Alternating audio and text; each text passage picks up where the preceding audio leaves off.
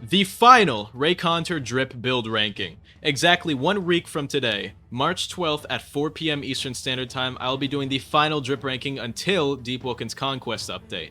The submission Google form is down in the description and comment section down below, and here are the following rules that you must follow in order to make it in. 1 build per person, 2 screenshots maximum, so choose your favorite build and only submit 1 to 2 screenshots. Keep videos, if you're going to submit a video, at a maximum length of 60 seconds, and do not include any music. The following weapon accessories and weapons are banned and will be skipped if they make it into submission. The Rosen's Hellflame, the Ice Hero Blade including Insane Sworn, the Storm's Eye, and the Maharaga Wheel, and finally, any Traveler's Cloak. If you're wearing any of these, you will not be included, because I already know the drip is trash. Breaking any of these rules, including over-submitting photos, will result in you not being included. So if you submit more than 1 build, they're all getting deleted. I'm not picking one, or my mods aren't going to. We're being strict with this because I want to get a lot done. This is all going to be done in 1 stream, and we've already got 1,200 submissions before I even announce it in the video.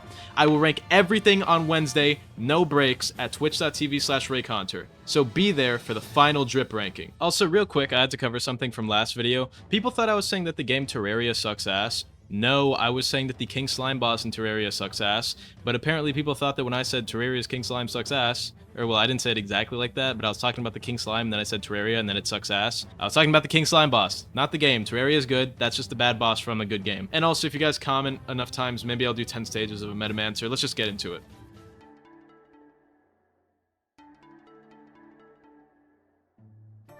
Stage 1 holds 2 types of future Bloodrend mains. The ones who just started the game and like the Blood Attunement, likely for its edgy and cool, but also like illegal nature. And the ones who have been playing since before it released, but were intrigued by it being a new attunement. Regardless, in Stage 1 you have just found the attunement, and you will soon truly discover the power it holds, depending on when you started using it.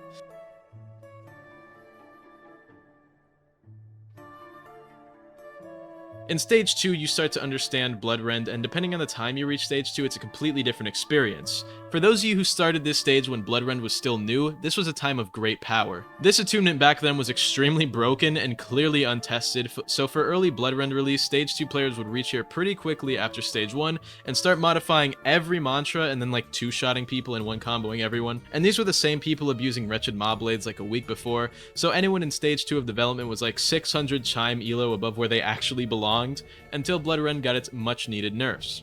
But this was really funny, because seeing clips of people getting 1-comboed by the infinite no-stun triple blood tornadoes was really funny. For newer players who didn't experience this, it was instead more of a developmental stage of actual in-game learning, where they begin experimenting with mantra modification and learning which mantras are good and bad. Most of these stages will be split between new players and people who have played since before Bloodrend release, which I probably should have said that sooner, but most of them end up converging by around Stage 6 or 7.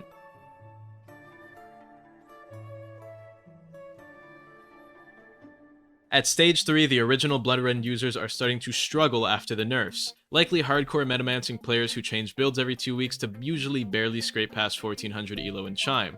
After Bloodrend got its appropriate nerfs, the player begins struggling a lot. They're starting to lose in chime to people other than mirror match Bloodrend users.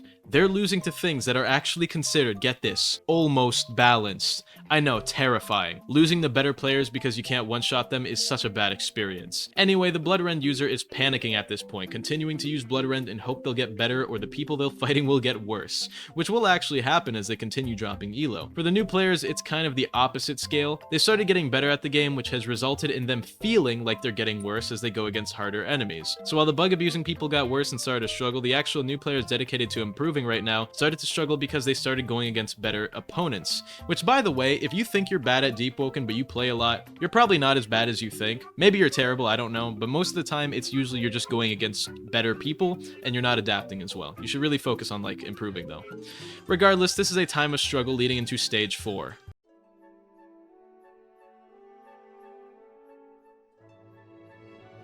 In Stage 4, the Bloodrend player will begin to feel angry. Why? Because of one of 2 reasons. First of all, their attunement got nerfed and they either don't understand why because they're new, or they completely understand why and they're just upset that they can't abuse something broken in PvP for Chime of Conflict elo anymore. The general feeling of anger has resulted in the player enjoying Deepwoken significantly less, culminating in a ton of frustration towards the game, which can result in a few things. Repeated anger, wiping from tilting in the overworld and depths, and just about every negative effect you could possibly expect, which usually leads into Stage 5. 4.5. Except some people actually get so mad at the game that they try and cheat, at which point their free and bad executor will get them either auto-banned from the game, or, you know, they'll actually cheat and then they'll just get banned from the game eventually for cheating. Which I've seen a lot of people who would get into the game, get angry, and then get banned for cheating. So that's kind of like stage 4.5, which is exploiter.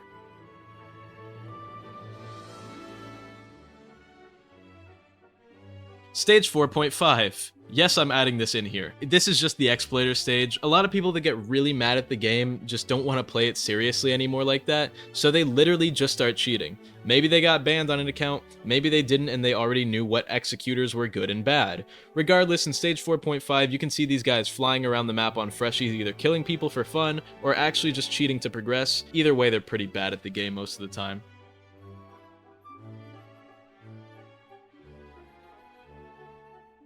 At stage 5, the Bloodrend main will usually take a break from Bloodrend, or even Deepwoken altogether. Usually they try using other attunements or playing just PvE for a while to improve their fundamentals, which is bullshit for, I'm angry and want something easy but satisfying to kill, so I'm gonna farm Chaser for 3 weeks straight until I get a God Rule 30 HP Bloodforged Crown.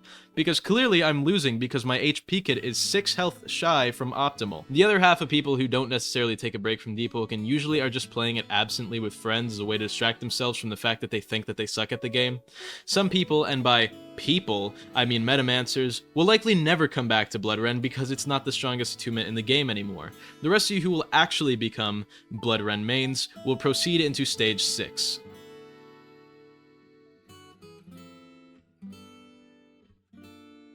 At stage 6, you likely start trying out hybrid paths and changing up your Bloodrend builds. This usually just results in a lot of experimentation with Blood Shadow and Blood Flame, but sometimes people try the other routes. But usually it's Blood Shadow or Blood Flame, because if you're a new player and your first chosen attunement is Bloodrend, you're obviously going for the edgiest things possible, so Shadow and Flame intertwined with Blood are that. Some of you freaks are even going to try to make Blood PvE builds for a while, just trying new stuff until you can find some success. But the problem is, your build is rarely the problem. It's more so your mindset and unwillingness to actually learn. You see, if you learn every mantra's parry timing and never get hit, then you would just never lose, which is what you need to get into your brain.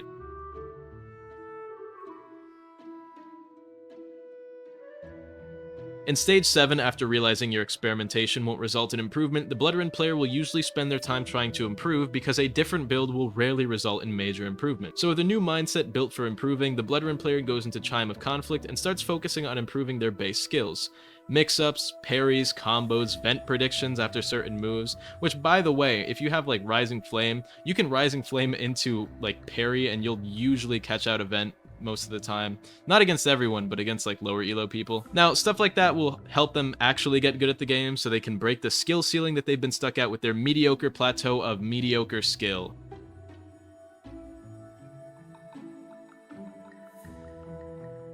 In stage 8, after their new dedicated mindset to improvement, the Bloodrend player has a few note differences. First of all, they get a lot less angry at the game and are much more focused when in Chime of Conflict. They don't tilt as much and they're generally just better at parrying, and you know, they've actually started enjoying the game more and they've been able to focus better. A lot of people in this stage have stopped feeling like the adrenaline that comes with fighting in Deepwoken, which makes them panic and makes them worse, and now they're in a much more calm state when they play the game. It's like they take it less seriously while still improving more than when they actually took the game super seriously, because now they're actually working towards improving rather than just getting mad whenever they lose.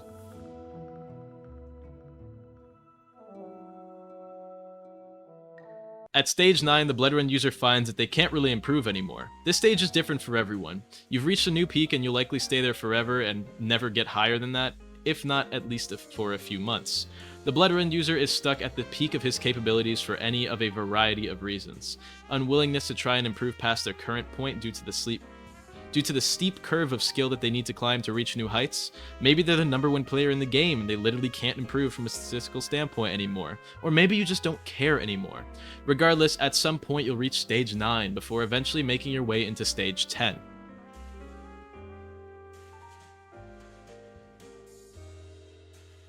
At this stage, you no longer enjoy Deepwoken for as long as you use Bloodrend. Stage 10 is just the fate of anyone using Bloodrend. Why? Because it sucks. At this stage, you now play without a hint of joy in your eyes. You don't even get a dopamine rush from winning anymore. You feel nothing when you win in Chime, and you feel anger when you lose, kind of regressing from stage 8. Bloodrend users are also a big contender for sunk cost fallacy, believing that they've used Bloodrend for so long that it's too late to change their mind, forever stuck on this boring mid-attunement.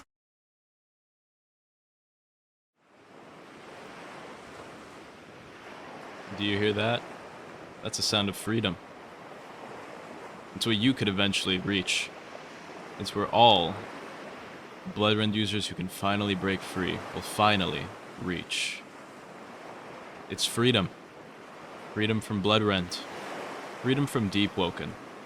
You're no longer obligated to play this game. It no longer has a grasp over you. It doesn't matter anymore. Nothing in Deepwoken matters. Not to you, not to the people around you. You're finally free. You can relax.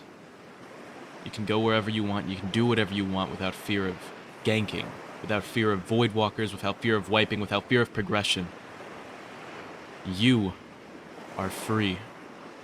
But many of you won't make it to this stage. Many of you will be stuck between stages 9 and 10. Maybe even struggling at stage 8, trying to get better and better, to no avail. But what you need to realize is that Deepwoken doesn't matter.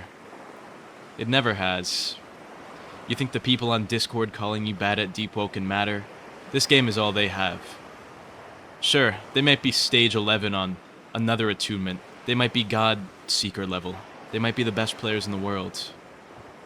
But what's being the best player in the world to being truly happy? Anyway, I hope you all enjoyed. Go watch the live channel videos because I love making those. Shoutouts to YouTube members Brick, Pickle, Green, Goobka, Drizzy Drake Fan, Bacon, and welcome to new member High Card. We keep getting a lot of new members, which is actually pretty cool. I'm not complaining. Regardless, I love you all and I hope you all have an amazing day.